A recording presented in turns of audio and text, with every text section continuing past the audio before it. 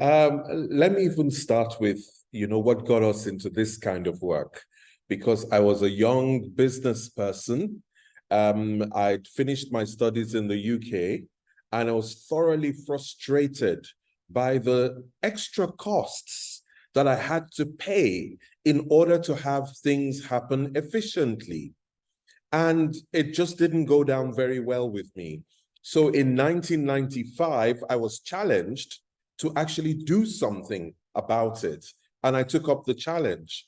And that's how I got mixed up with this world of anti-corruption. So since 1995, we've been looking for ways to do things.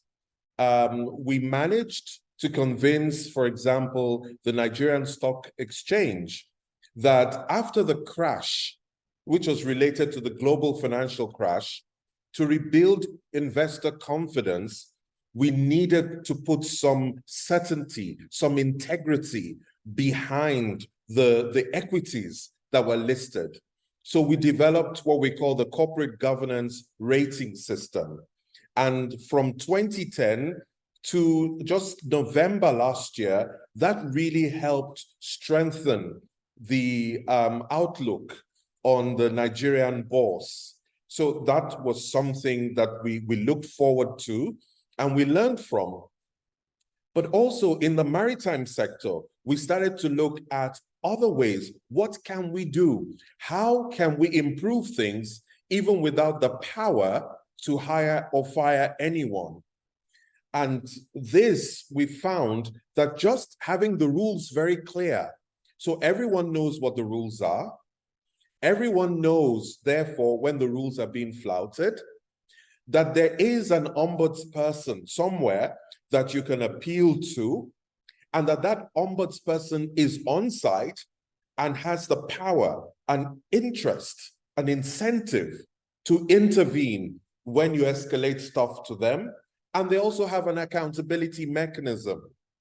We found that when the government agreed with us and finally put those pieces in place, we had like 266 demands in 2019. This fell to 128 in 2020, then fell to 84 in 2021, fell further to like 50 incidents last year, and so far this year we have under 35.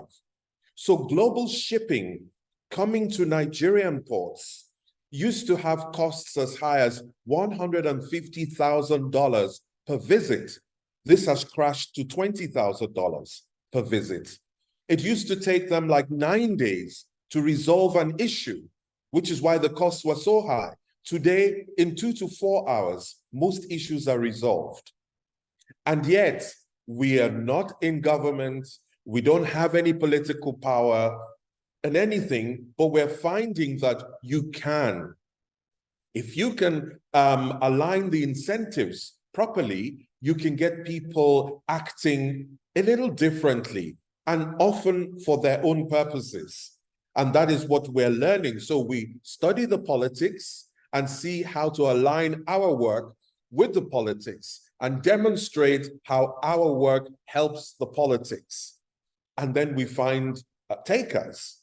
So this is really fascinating. And a lot of our approaches are actually inspired by the work of Dr. Ang. We've been looking at how you've been unbundling corruption. We also unbundle the human beings here. So we know we now target our interventions because we understand that some are principled and some are rebels. Those are two ends of the spectrum. But in between, we've got opportunists, we've got survivalists, we've got moralists. And these are the ones who are really in between decisions. So if we can focus on them, our interventions, that we can get more on our side. So we also unbundled the people and changed the way we intervene in order to get some movement.